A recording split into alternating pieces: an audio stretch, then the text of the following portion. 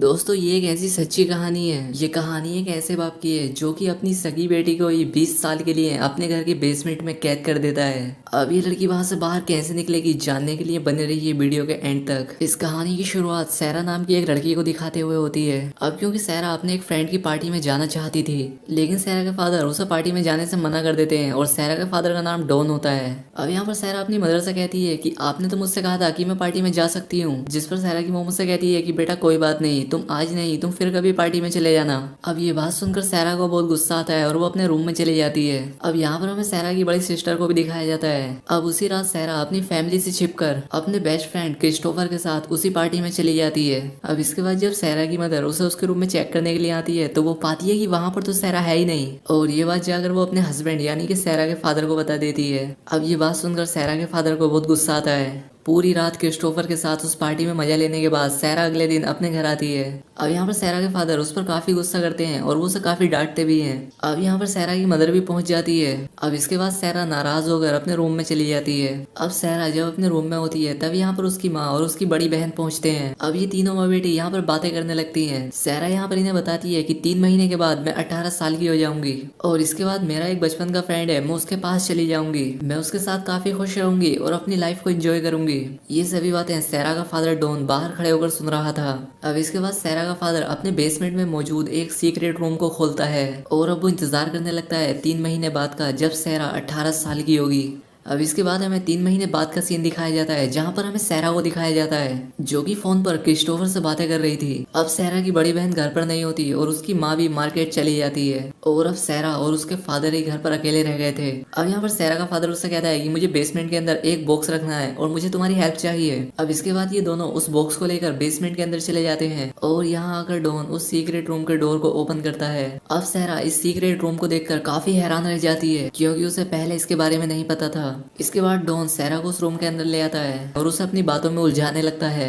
इसके बाद ये सैरा को उस रूम में लॉक करके वहां से चला जाता है। अब यहाँ पर सैरा काफी चिल्लाती है कि वो ऐसा क्यों कर रहा है, लेकिन उसे उस पर कोई तरस नहीं आता और वो यहाँ से चला जाता है। अब सैरा उस डोर को ओपन करने की कोशिश करने लगती है, लेकिन इससे वो डोर तो ओपन नहीं होता, उल्टा वो लॉक्ड हो जाता है। अब यहाँ पर सैरा उस बॉक्स को चेक करती है कि आखिर उसमें है क्या, जो सैरा और उसके फादर यहाँ पर लेकर आए थे। इस बॉक्स के अंदर सैरा का सभी जरूरी सामान होता है जो कि अब सैरा को इस जगह पर रहने में काम आने वाला था। अब सैरा उस रूम की वेंटिलेशन विंडो से हेल्प मांगने लगती है। अब डॉन देखता है कि सैरा की आवाज तो रूम से बाहर आ रही है और अब इसलिए वो उस वेंटिलेशन को भी बंद कर देता है और अब इस रूम से सैरा की आवाज बाहर जाना बंद हो गई थी। अब सैरा की माँ को उसकी काफी चिंता होती है और वो उसे ढूंढती भी है, लेकिन डॉन एकदम आराम से बैठा था जैसे कुछ हुआ ही ना हो। अब अगले दिन सैरा उस रूम का फिर से वो डोर ओपन करने की कोशिश करती है, लेकिन वो ऐसा नहीं कर पा रही थी। अब इसके बाद सैरा का फादर डॉन उस रूम के अंदर आता है और यहाँ पर सैरा उसे ढकेल कर यहाँ से भागने की कोशिश करती है, लेकिन सैरा पाती है कि बेसमेंट का दरवाजा भी बंद है। अब इसके बाद डॉन सैरा को वापस रूम के अंदर ले आता है और वो यहाँ पर सैरा पर काफी गुस्सा भी करता है। वो उससे कहता है कि अगर तुम मेरी बात मानोगी तो तुम यहाँ से बहुत ही जल्द निकल सकती हो,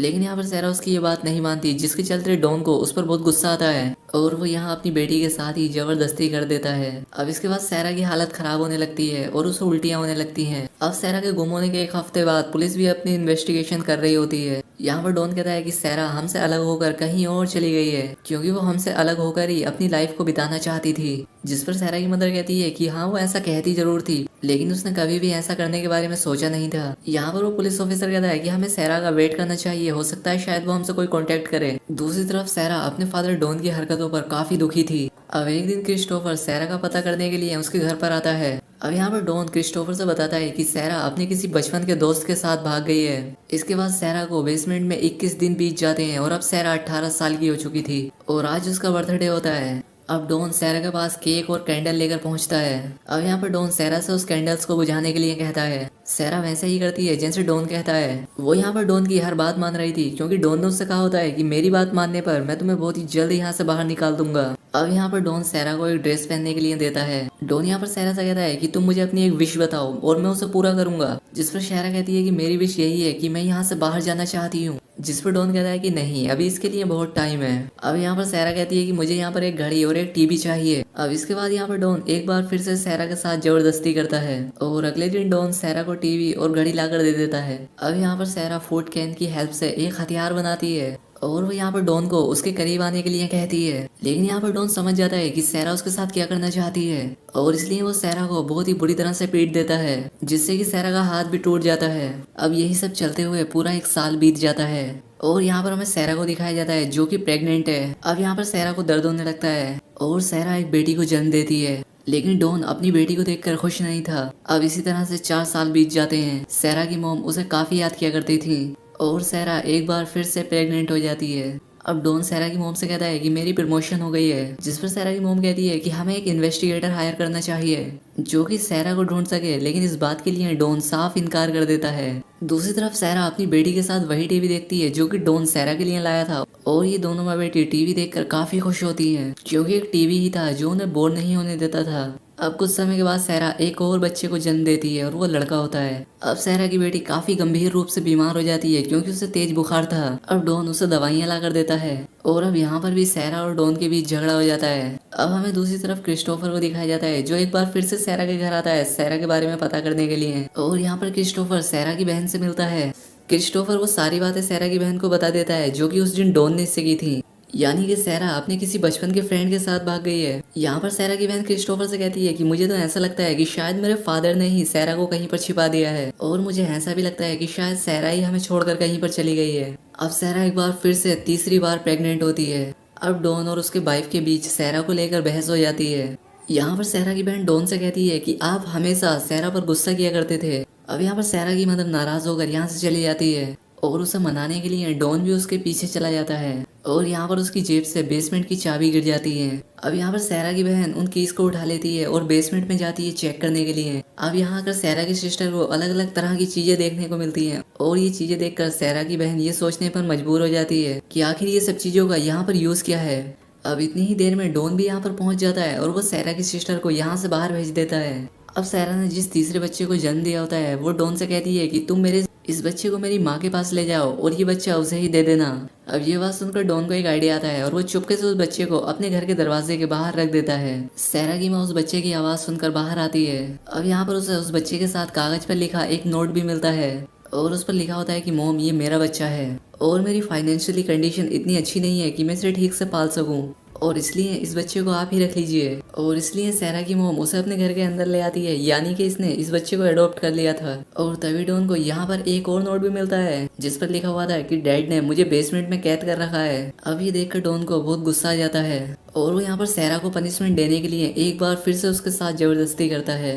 अब इसके बाद हमें कुछ साल बाद का सीन दिखाया जाता है जहाँ पर अब सैरा के दोनों बच्चे बड़े हो चुके थे।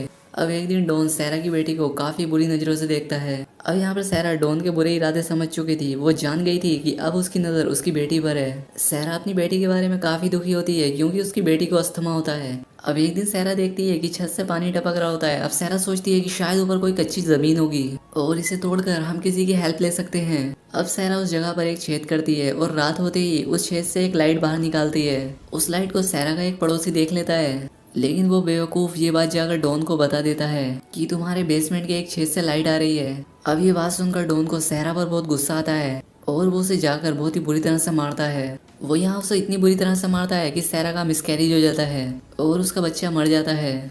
और इसके बाद डॉन उसके मरे हुए बच्चे को जाकर दफनाता है। अब इस घटना के बाद सैरा के बच्चे काफी दुखी हो जाते हैं। इसके बाद सैरा डॉन से अपने उस बच्चे के बारे में पूछती है जो कि उसने अपनी माँ को दे दिया था।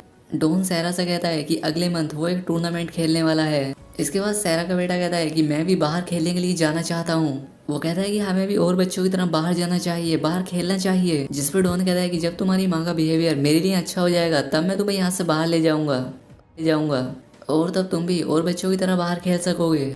यहाँ पर सैरा डॉन से सॉरी कहती है कि उसके बच्चों ने बाहर जाने की बात करी। डॉन के जाने के बाद सैरा के बच्चे उससे झगड़ा करते हैं कि आखिर हमने ऐसा क्या बोल दिया जो आपने उनसे सॉरी कहा।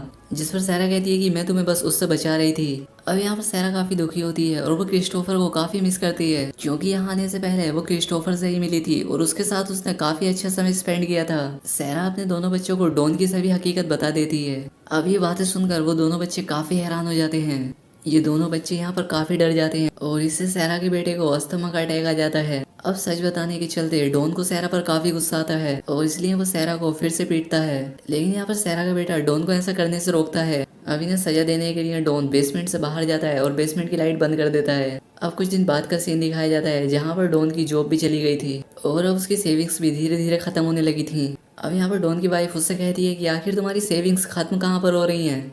अब डॉन को बैंक से एक नोटिस आता है जिसमें लिखा होता है कि वो घर खाली कर दे, क्योंकि जो इंश्योरेंस का पैसा डॉन ने लिया था वो उसने वापस नहीं किया था।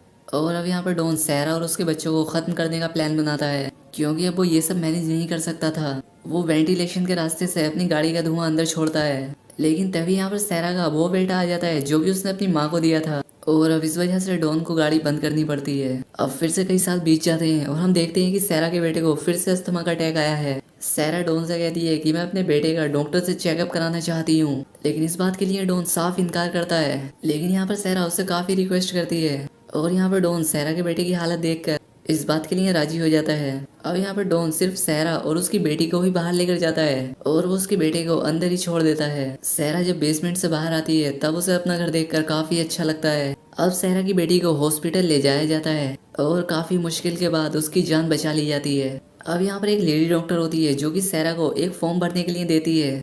अब सहरा अपनी उसी जिंदगी में वापस नहीं जाना चाहती थी और इसीलिए वो उस फॉर्म पर पानी फेंक देती है और इसके बाद डॉन दूसरा फॉर्म लेने के लिए जाता है और इसके बाद मौका पाकर सहरा उस लेडी डॉक्टर के पास आ जाती है। यहाँ पर सहरा उस लेडी डॉक्टर के गले लग जाती है और पीछे से डॉन भी आ जाता है। यहाँ पर सहरा उस लेडी डॉक्टर से कहती है कि प्लीज हेल्प मी और वो सब समझ जाते हैं कि सहरा जरूर किसी मुसीबत में है। अब यहाँ पर सहरा का नसीब काफी अच्छा होता है क्योंकि यहाँ पर एक पुलिस ऑफिसर भी होता है और वो यहाँ पर डॉन को पकड़ लेता है। अब यहाँ पर डॉन सारी बातों का खुलासा कर देता है और वो अपनी गलती मान लेता है। अब सहरा के बेटे को भी बेसमेंट से बाहर निकाल लिया जाता है। अब सहरा की मदर ये देखकर काफी हैरान रह जाती है और वो काफी दुखी होती है।